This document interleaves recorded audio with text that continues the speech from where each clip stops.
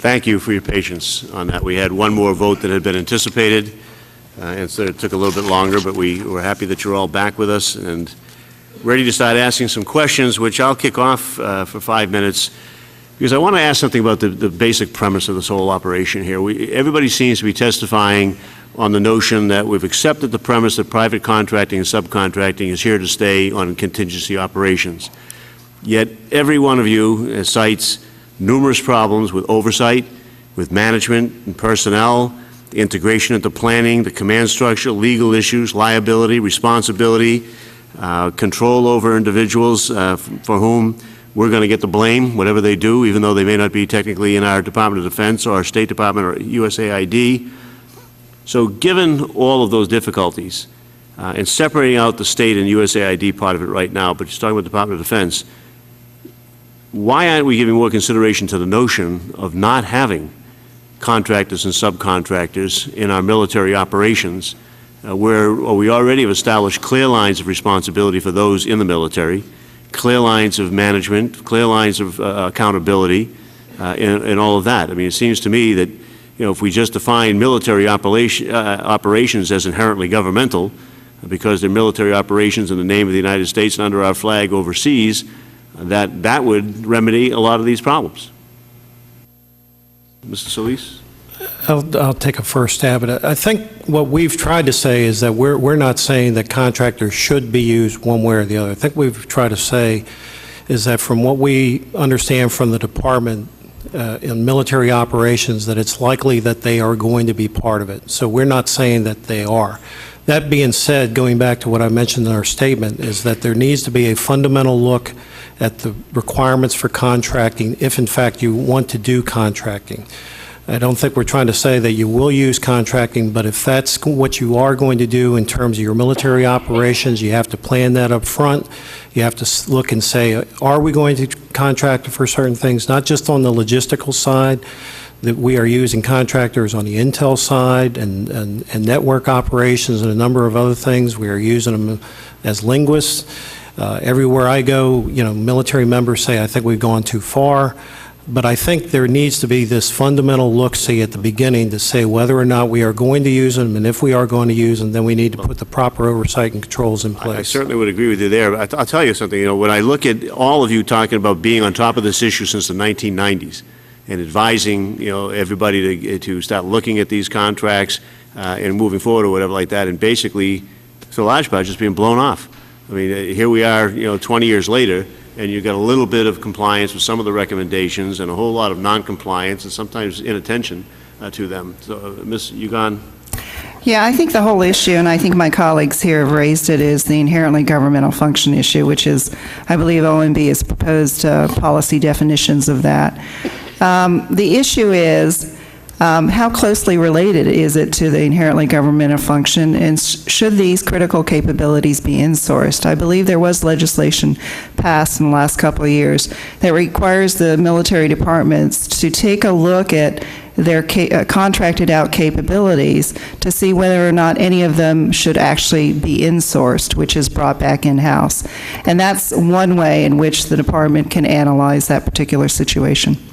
I think there's already legislation out there that allows. Legislation is there, the compliance isn't, and that's the problem. And again, the question goes back to, when did war ever become something that wasn't inherently governmental, and all the things that go with it on that. When I see recommendations here of, trying to incorporate in and integrate into the command chain contractors so that they're more involved in the planning and the operation like that, I say, well, if you're going to do that, you might as well have them be on your payroll. Mr. Bowen. Mr. Chairman, you say, when did that happen? I think the time is the late 1980s when LogCap 1 was created, and essentially the support, fuel, food, billeting of troops in the field was outsourced. And we've spent now on LogCap in Iraq in excess of $35 billion in those three areas. It's been an incrementalism since the late 1980s. What can be covered is a continuing question in every conflict, and the answer is always a little bit more. Has anybody ever looked at what is it that we did in World War II? What is it that we did in the Korean conflict? in terms of that, Mr. Fontaine? What a segue, huh? Yeah, exactly. In our report, actually, we have a historical section that looks back actually all the way to George Washington. And contractors in some way, shape, or form have played a role in all of our conflicts going back that far. There were, thousands of contractors working in Vietnam and Korea. The big change, though, has been what they've done and the dependence that the United States has had upon what they've done. So in Vietnam, for example, you had a large number of contractors working on construction projects in Vietnam, and that obviously is less controversial in terms of what contractors do. Now in the current wars, we've had contractors doing interrogation, private security operations, weapons maintenance, according to reports, even maintaining drone operations, those sort of things, which are much more controversial. So I think that's the big change that's happened over the years, is the scope of activities that contractors have begun to carry out. And because we have upwards of 200,000 contractors now in Iraq and Afghanistan, if you pulled those out of the operation or tried to federalize them all, it'd be very difficult to do so. And I wonder how easy it would be to keep voting to be over there involved in these conflicts if it was 200,000 people, United States citizens, in combat, as opposed to 90-odd thousand in one place with 110,000 contractors sort of off the books. Well, this is another political consideration. Right. I mean, I think this is another aspect of it, is the political cost goes down to the degree that contracting support goes up, because we always mourn the losses of American service people who are killed. They're on the faces of the fallen, tributes and everything else, but contractors die and are hurt, and they barely register. So there's a reduction in the political cost of these operations.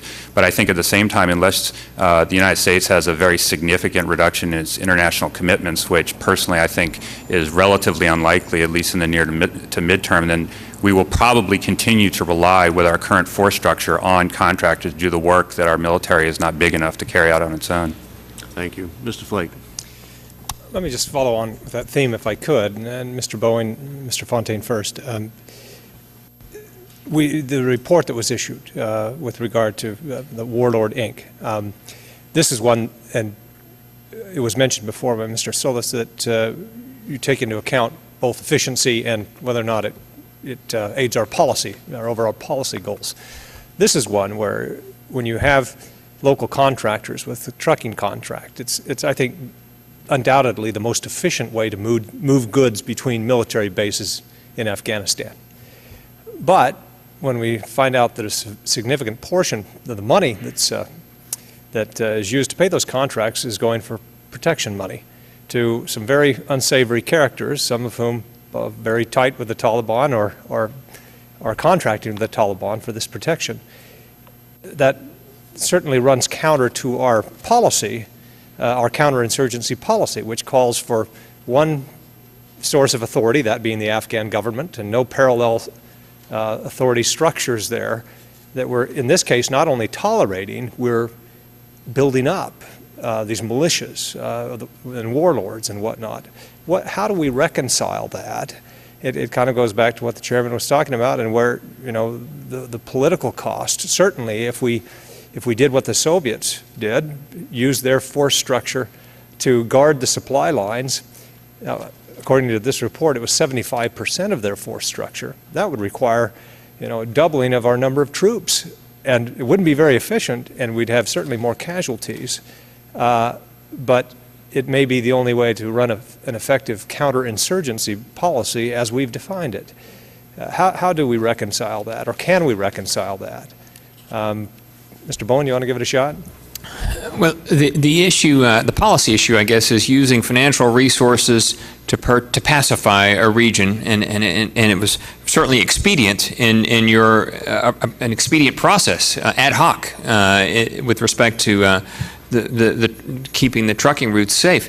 In Iraq, much more complicated, much more thought-through process. The Anbar Awakening, the Sons of Iraq program, spent in excess of $450 million of Commander's Emergency Response Program money to pacify Anbar province and regional areas. Similar policy issues, different approaches to how well thought out, how well structured the execution of the two programs was. In Afghanistan, the policy execution was essentially expedient and almost outsourced, as you point out. In Iraq, it was It was carefully thought through, as was the transition of the maintenance of that pacification program, now borne financially by the Iraqi government. Mr. Fontaine, do you have any thoughts on that? From that, the 35,000-foot level, how does this look in terms of the use of contractors in this trucking contract? Well, obviously, in any war, funneling money to your enemy is not a good idea.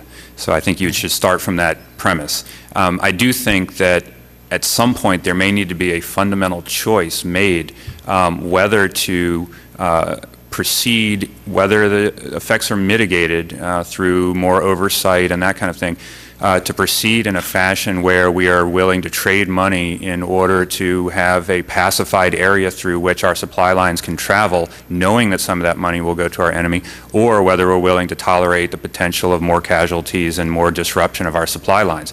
I think that that's probably a fundamental choice. But when it comes to counterinsurgency, I think that not only do they have all the problems that you just described when it comes to aiding our enemies, reducing government legitimacy, giving them more opportunity to attack rather than to not attack, but I also think there's a strategic communications issue to this. We're supposed to be on the side of the good guys. And so as word gets out that we are sort of willingly or knowingly providing money that ends up in the hands of the Taliban, I wonder if that promotes a sense that the United States is not in this sort of for the long term in order to actually see the government succeed rather than trying to go with short-term expediency. Thank you. Ms. Ugon, I have just a moment left. You mentioned that there are provisions if there's no value added from having the prime contractor or the subcontractors, that we have the authority to pull back some of the funds used for that. How often is that utilized? We haven't done work in the area on the pass-through. That was legislation that was enacted, I think, in FY 2007. But one of the things that it focuses on is the subcontractor level. We do plan to do some work based on the contingency contracting framework for reform. We've identified where primes have had problems. Well, we plan to take a look at the primes that are primarily IDIQ contracts, and we're going to go down to the sub-level to see if there are issues related to pass-through, as well as other issues related to subcontractor responsibility as well. Let me just ask it another way quickly. You're not aware of any instance where we've actually pulled back funds? No, I'm not aware of any instances about recovering excess costs. Thank you. Ms. Chu, you're recognized for 5 minutes. Thank you, Mr. Chair.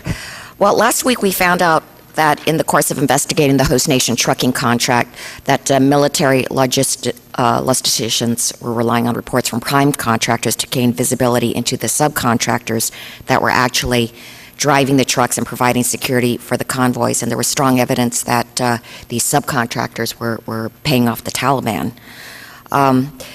This is a very distressing situation, and what I'd like to ask the panel is, in general, what areas of oversight are appropriate for DoD to leave up to the prime contractor, and what areas should DoD take a more direct role in overseeing, and in doing so, how could we prevent this corruption from occurring?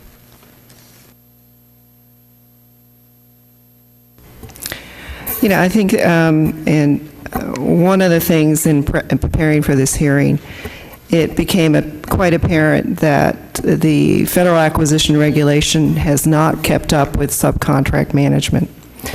We just took one contract out of here, an IDIQ contract, with, I believe it was 5 prime contractors, and there are 200 subcontractors under that prime.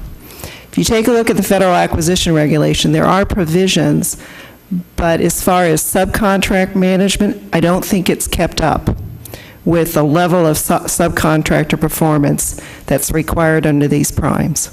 So I think there needs to be a look at the Federal Acquisition Regulation with respect to subcontract management. Are there not guidelines for this? There are, and there is, and I talked about a little bit in my opening statement. There's the consent to subcontract, which is if the contracting officer requires a prime to provide information on their subs, in order for the contracting officer to consent to subcontract, then there is some insight into subcontractor responsibility. But if the contracting officer does not require that, then you're not going to have the insight. And the provisions in the current FAR allows a lot of leeway to the contracting officer. And what would change it so that you could have this more stringent oversight of the subcontractor? Excuse me, I didn't quite hear the question. What would it take to change it so that you could have this? Well, one of the things is, I think the provisions, let me just take the situation with the warlord situation. The contracting officer can, under the current provisions of the FAR, designate subcontracts in that situation is something that requires special surveillance or special oversight. It does allow in the FAR to do that. For example, you could say to the prime, I need to be able to consent to you subcontracting with these primes. I need to get insight into your subcontractors. I can also establish perhaps a special surveillance program for those particular subcontractors. So there are some provisions, but it's up to the contracting officer to determine whether or not those provisions are invoked. And there are some other additional requirements that have to do with the contractor purchasing system, and it gets a little bit more detailed as to when you have to get a consent to subcontract from the contracting officer. I want to ask another question about the culture at the Department of Defense, and Mr. Solis, you talked about the fact that the contracting reform at DoD is hampered by the department's inability to institutionalize operational contract support by accepting contractors as an integral part of the total force. But I also note that you had several recommendations, but the DoD has been slow to implement many of the recommendations. What could change this culture?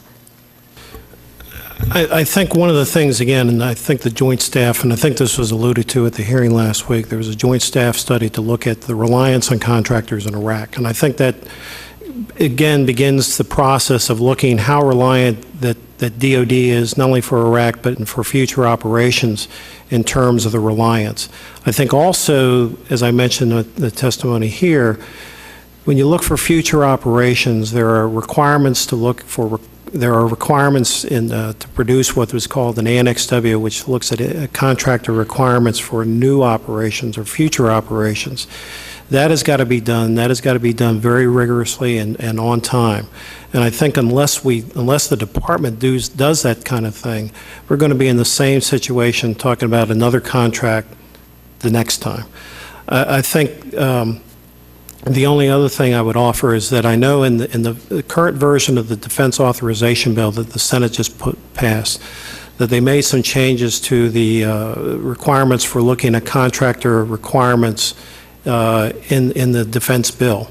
And that's going to be part of the QDR, at least as envisioned now. So it's going to bring that strategic look up to it at that point.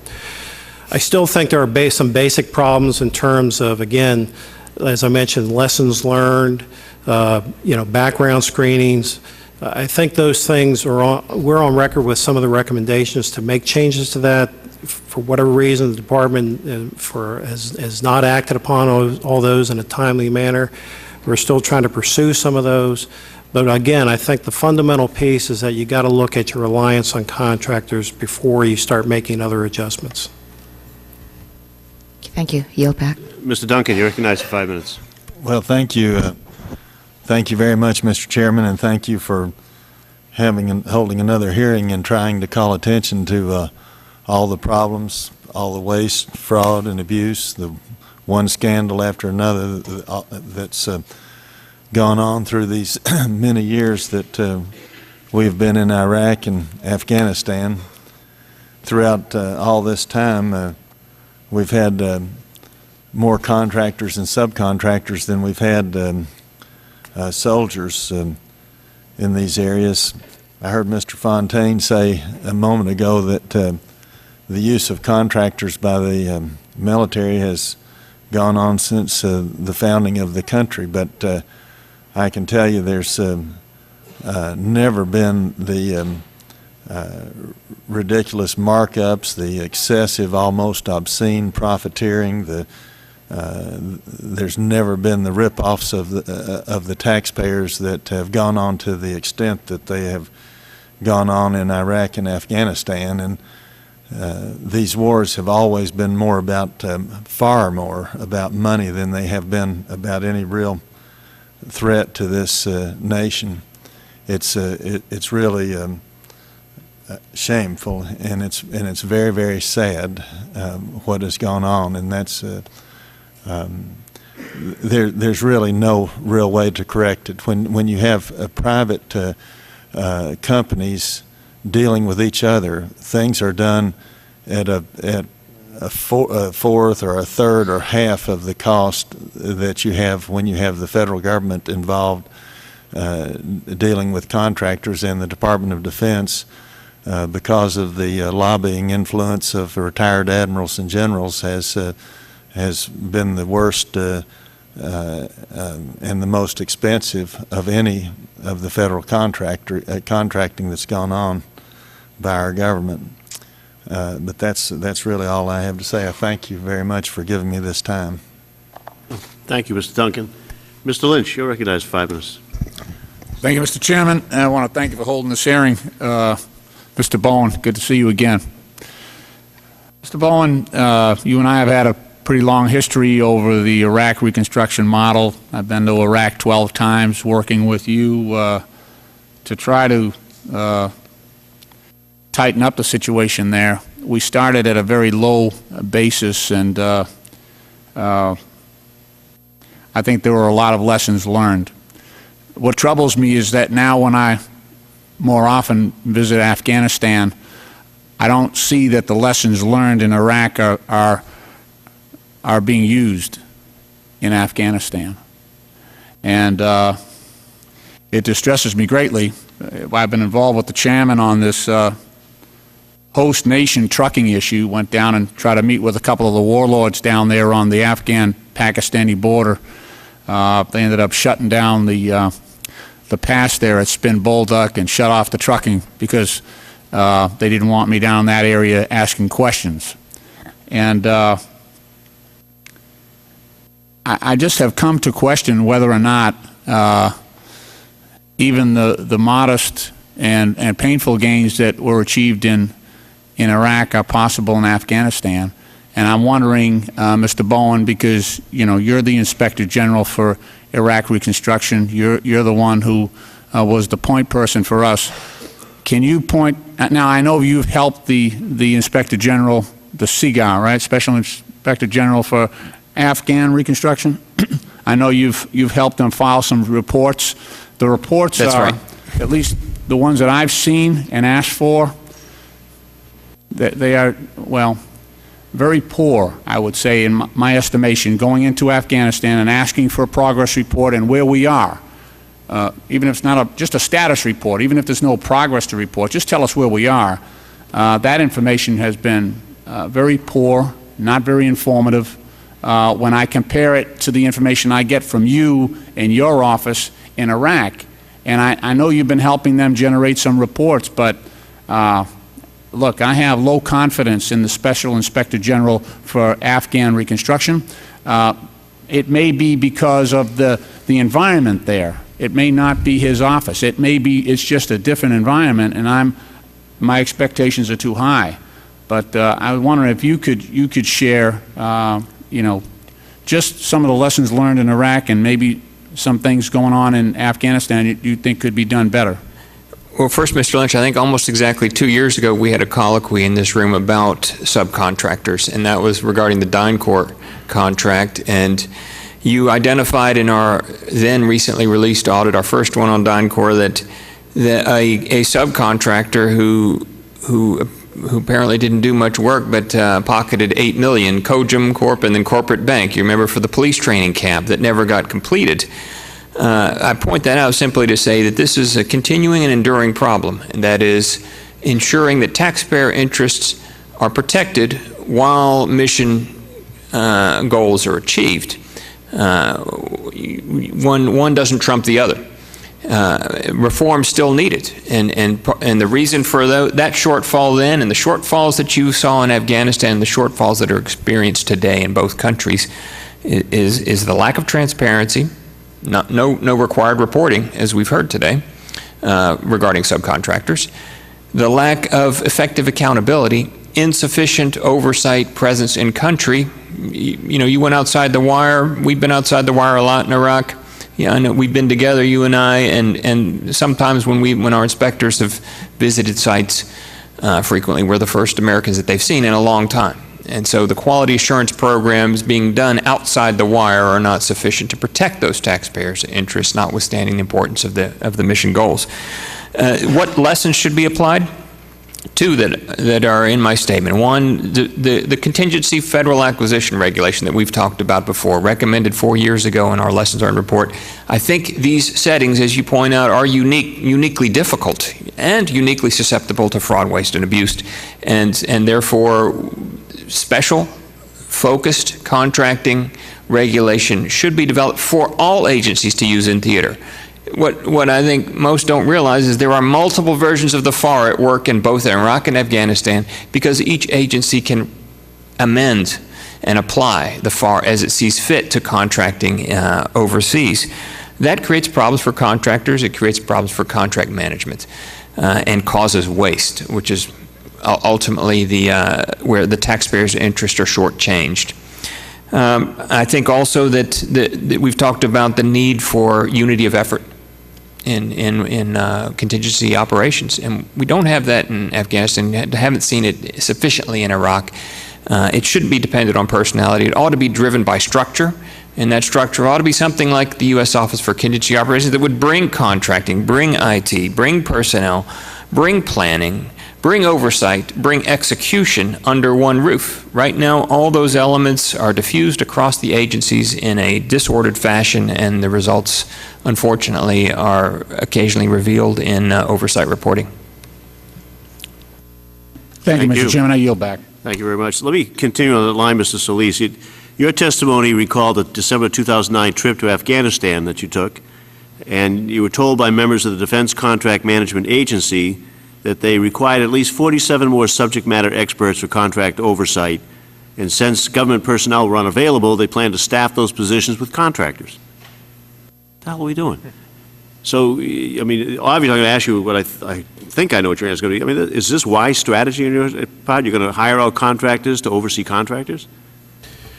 It's being done. I'm not saying that it's the way it should be done. I think, again, it's through the lack of planning for the use of contractors.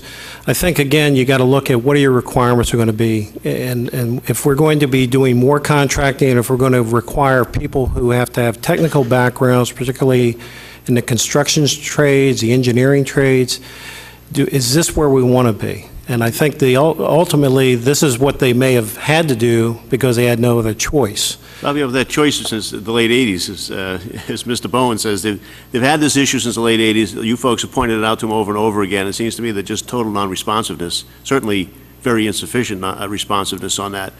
Following in that line that you talked about the risk-based approach for contract officer representatives, they're going to assign contract officer representatives to oversee only those contracted services related to health and safety, such as food service and power generation, leaving other services with no contract officer representative and only quarterly oversight. How smart is that?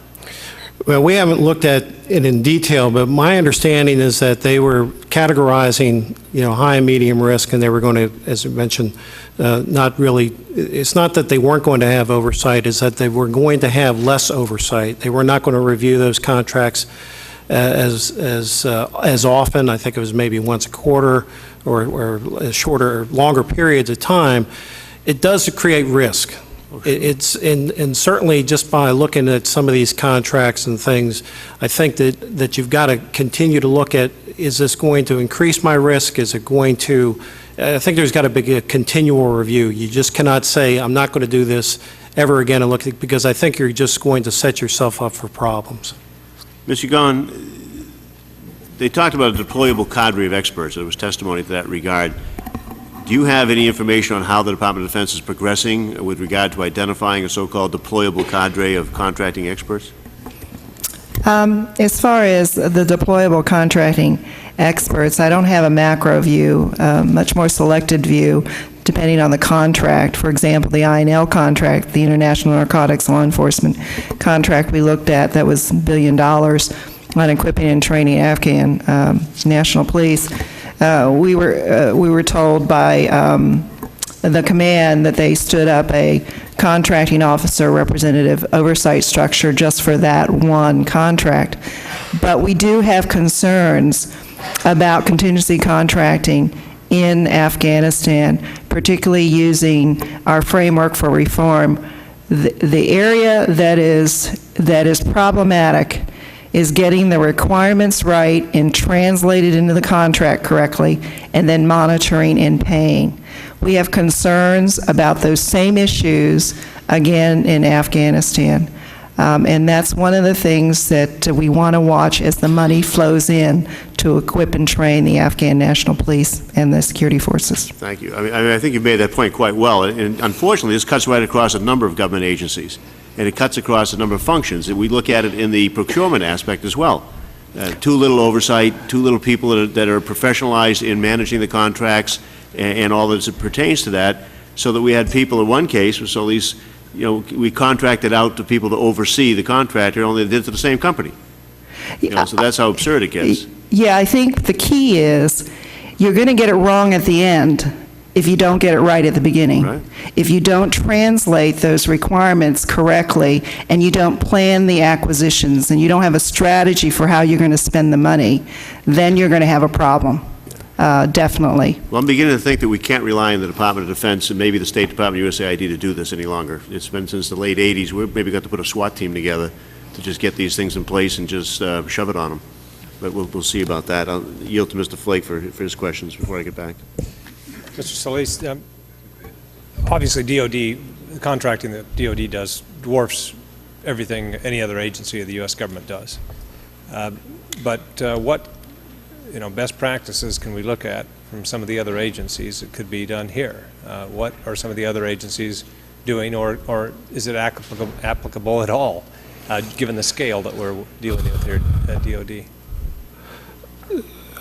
Congressman, I have not, my work has been focused on the DOD side, so I can't really answer your question in terms of best practices. Obviously, I think the department knows the things that it has to do. Again, it just hasn't always translated into doing those best practices. And again, things like doing lessons learned, as Stuart mentioned. I think translating that over from Iraq to Afghanistan, whether it's reconstruction or military operations and the use of contractors. So I think the department is aware of the kinds of things that it needs to do in terms of those best practices. And so I think it's a matter of implementation at this point. And they do a lot of contracting. I can't really speak for state or aid in terms of what I would deem as best practices for DOD. But I think DOD is aware of the things that it needs to do. I think it's a matter of implementation at this point. That matter of implementation, is it incumbent on us then to, we can rewrite the regs, but nothing has seemed to work to prompt them other than simply withholding funds, and then you get into policy issues that are bigger than all of this. There is obviously a lot of guidance out there already. As I mentioned, I think there is another attempt in the current version of the NDA to try to raise this at a more strategic level in terms of planning for the overall use of contractors and operations and military missions. And I think that's one of the first things that's got to be done. I think holding the folks accountable and feet to the fire in terms of implementing these regulations is probably the next step. But I think there is an awful lot of guidance. I think the other thing I would mention is that, we talk about this in a contracting sense. I think the other entity within DOD that's got to step up to the plate is the personnel and readiness side, because I think it is a force structure issue. Again, how we look at Iraq or Afghanistan, we have nearly a couple 100,000 personnel, both contractors and military members, doing the mission. And is that where we want to be? Is that how we want to do these things? Are the kinds of things that contractors doing today are the things that we want to do for future operations? So that's where I think also it's not just the contracting side. I agree with everything that my colleagues have said about things like requirements and planning, but I also think it's got to be a force structure issue, and it's got to look and see where we want to be with personnel, both contractors and military members. Thank you, Mr. Chairman. Mr. Bowen, we talked at one point in time about the idea of having an Inspector General for contingency operations. What are your current thoughts on that, and how would that improve our ability to at least oversee any progress or lack of progress from these various agencies in this area? Well, having a standing special inspector, a standing inspector general for contingency operations would simply ensure that the oversight was well prepared in advance of any operation beginning. In both Iraq and Afghanistan, adequate oversight was not created till well after those operations were underway. And in Afghanistan's case, 7 years after it was underway. I mean, the dam had broken.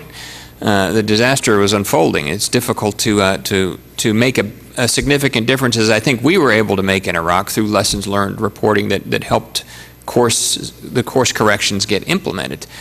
Thus, I think it makes perfect sense and fits within the gist of this hearing of the need for greater accountability together with more transparency. Mr. Fontaine, can you compare for us the competencies involved when the military oversees its own personnel versus how well they do in overseeing the conduct of contractors? Well, this is an ongoing problem related to the laws, regulations, and internal command structures that the military has versus what the contractors have. The contractors, at the end of the day, are responsible to the terms of their contract. Non-fulfillment of the contract has certain penalties, but not the same penalties that, for example, military personnel have if they don't obey an order, where they can be court-martialed. So the discipline and the command and control procedures on the military side are much clearer and crisper on the military side rather than on the contracting side. On the contracting side, there has been increasingly an attempt to write into the contracts themselves some of these. So, for example, contractors before were not subject to the Uniform Code of Military Justice. They are now subject to some provisions of the UCMJ. Contractors, in some cases before, were not subject to fragmentary orders and other orders given by commanders in the field. Now, many contractors are subject to those. So there's been a move in the right direction, but I think you fundamentally will have a disjunction between the way military personnel operate and contractors doing the same function simply because of who they're responsible to at the end of the day. Thank you. You know, I didn't see Mr. Welch was back, and I don't want to usurp his time. Mr. Welch, I want to recognize you for 5 minutes. Thank you very much, Mr. Chairman, and I thank the witnesses for the good work they're doing.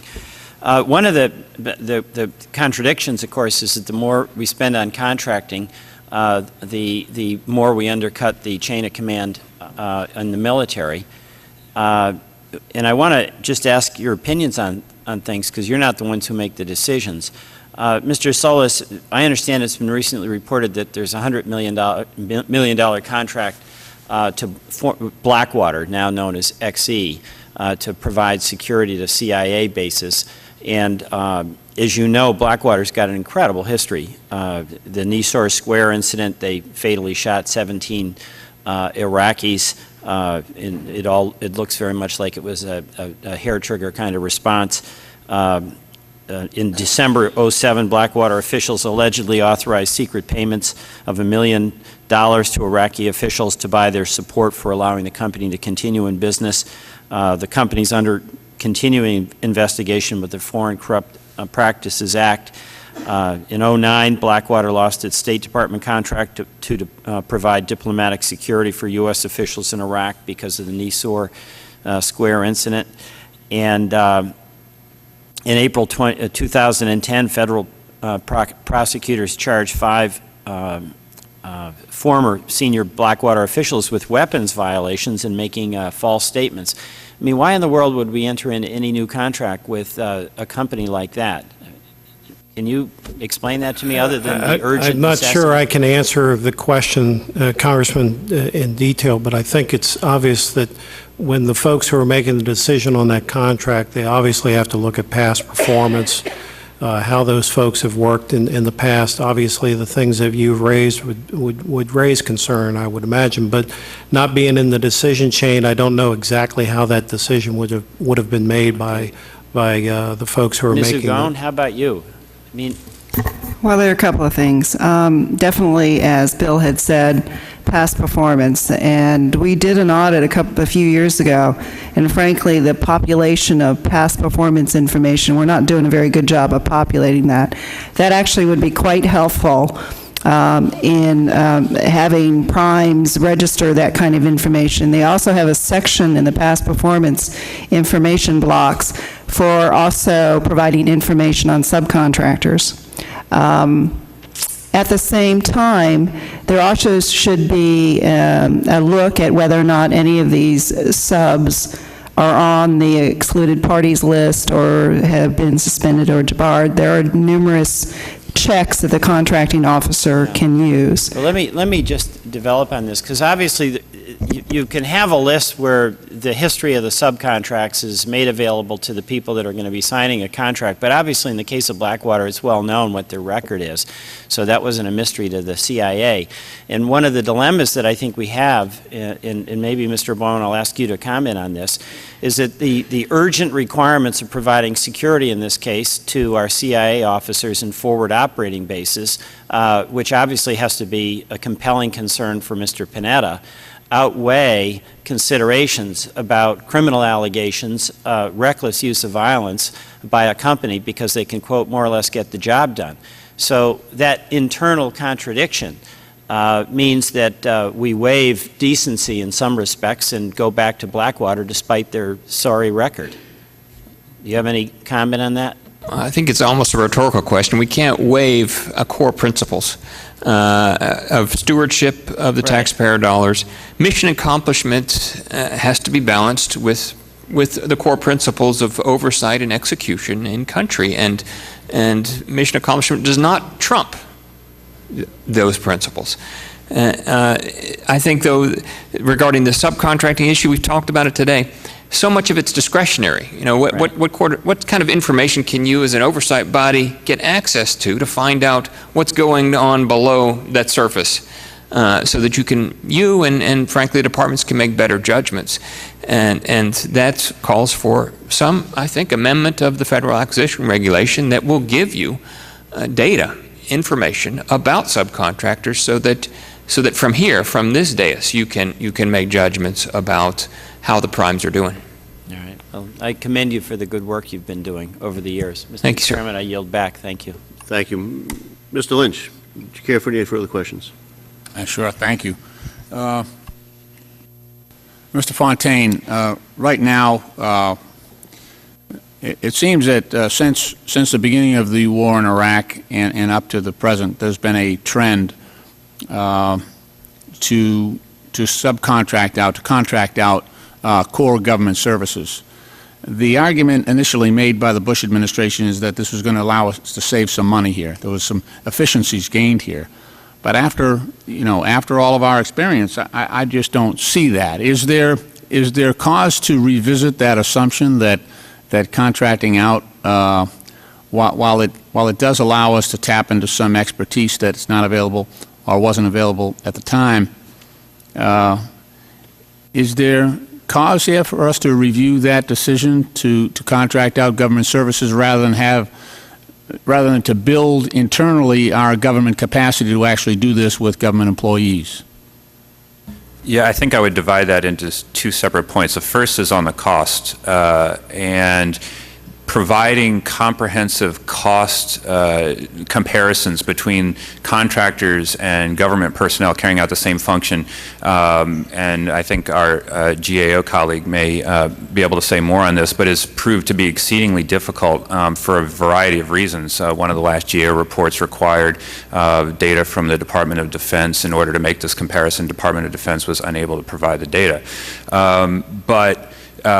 there seems to be a difference in cost as you sort of move up the skills chain. So if you're going to hire locals or third-party nationals to do things like construction or laundry or mail service, then you're much more likely to save money than to do things sort of at the top of the skills, private security, more engineering functions, where if you hire Americans, you may be paying on a per-day basis more than you would pay to an American official to do the same things. The benefits seem to be less on the cost side often and more on the quick deployability of such contractors into a war zone.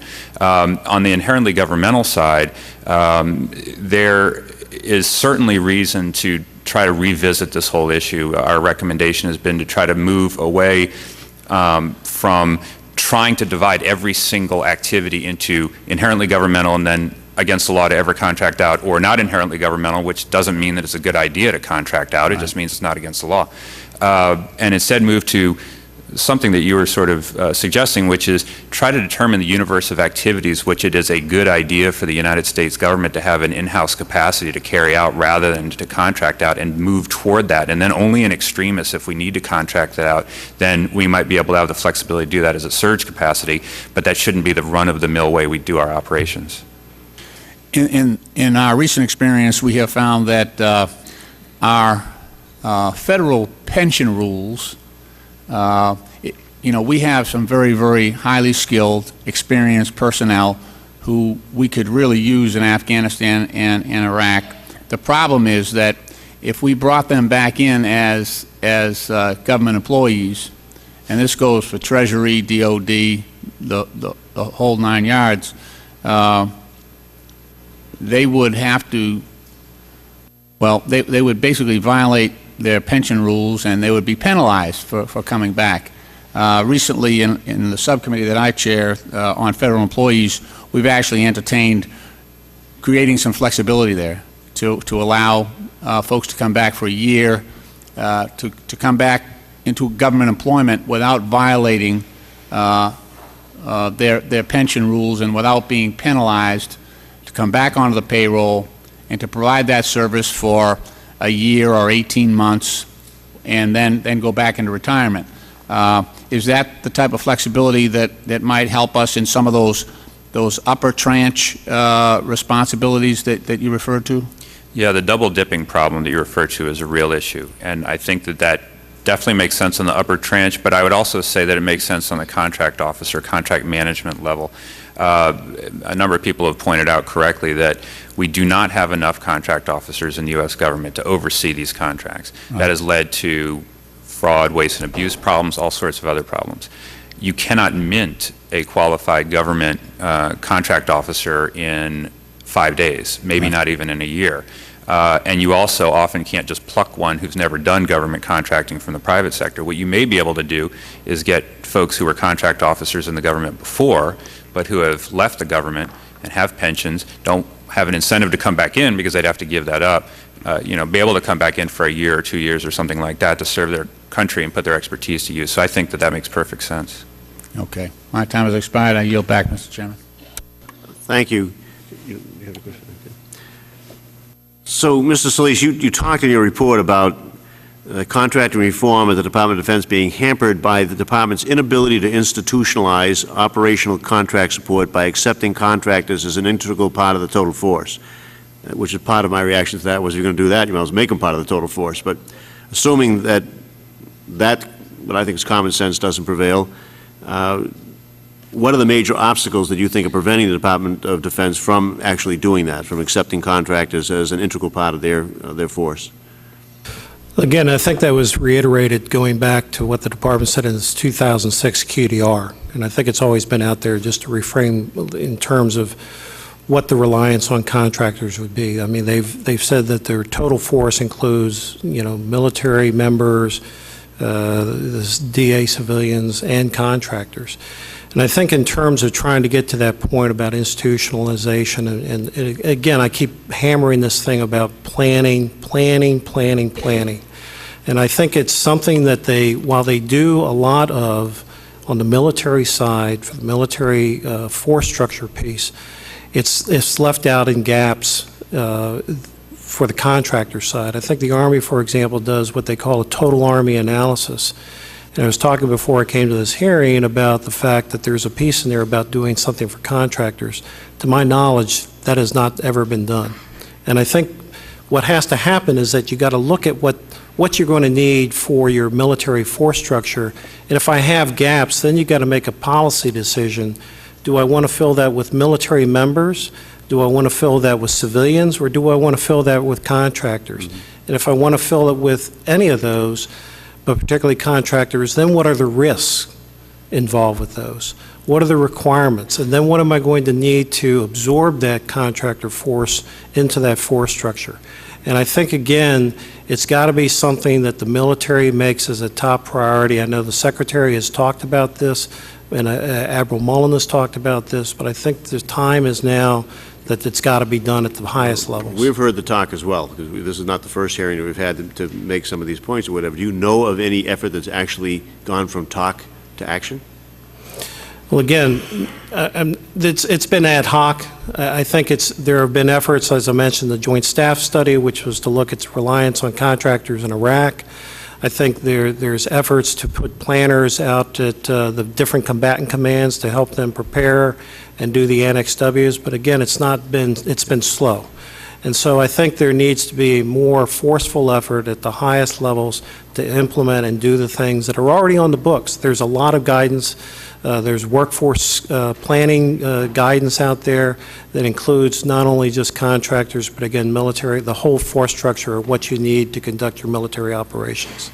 I mean, the slowness of activity, it borders on insubordination almost, the failure to respond and actually do some of these things. And it's frustrating from the policy, and I think the legislation's pretty much in place.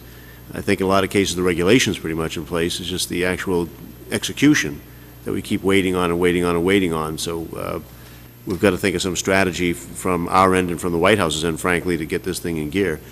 I just want to wrap things up. If nobody else has any other questions, I'll give people an opportunity. But we didn't really talk a lot about background screening, badging, and tracking of local personnel, which did come up during our last hearing on the trucking situation. It was an important factor. In fact, the witnesses came up afterwards to reiterate how important it was for them to be able to identify the subcontractors out there. And in Iraq, Mr. Bowen, we seem to do it one way, sort of theater-wide.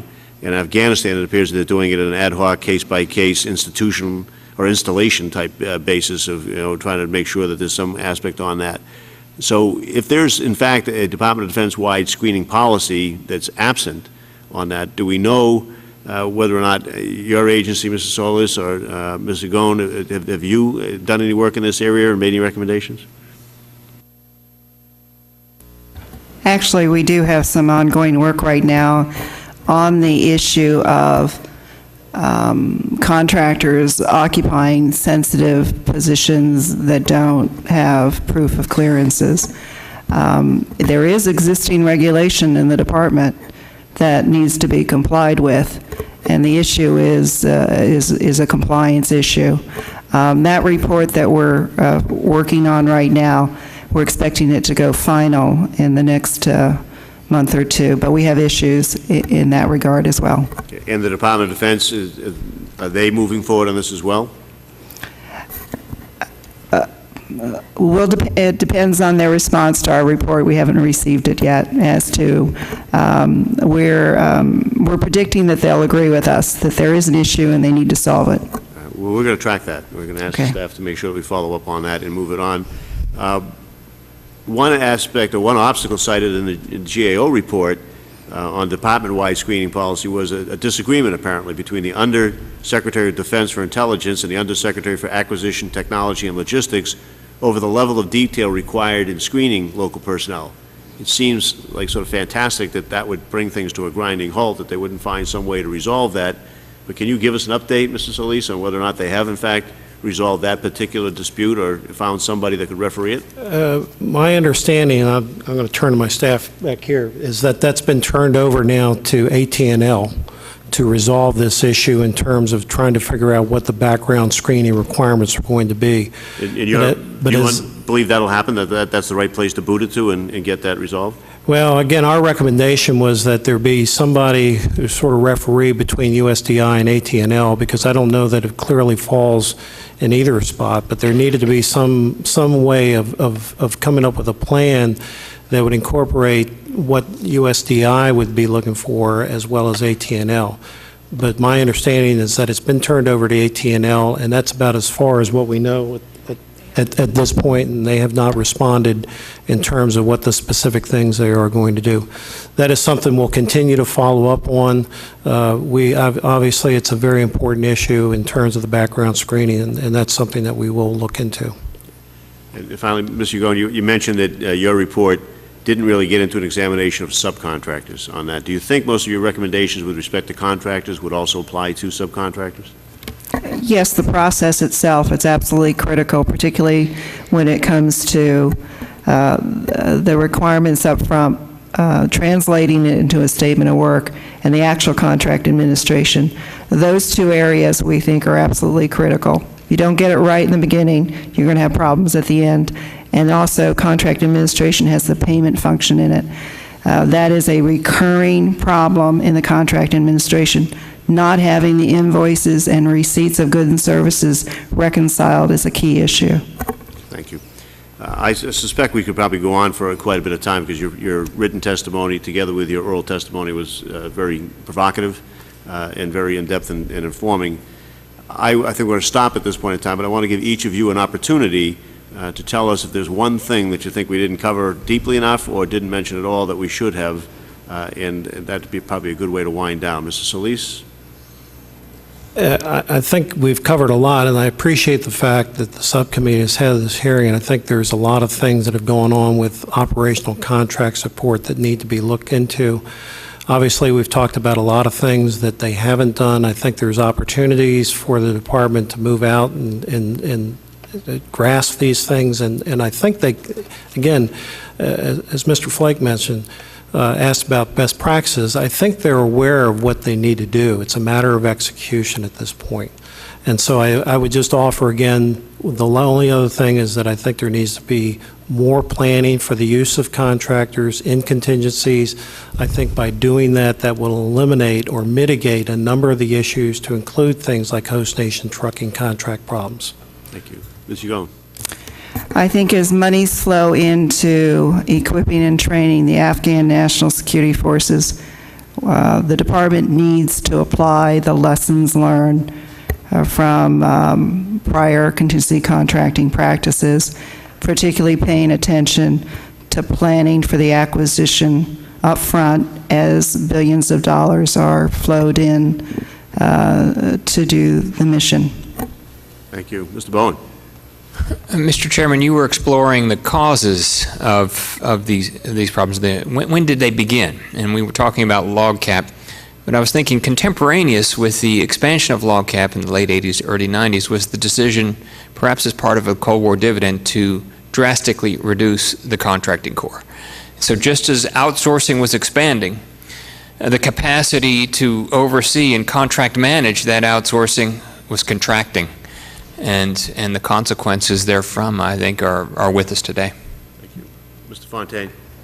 Just one final point, and it gets to training.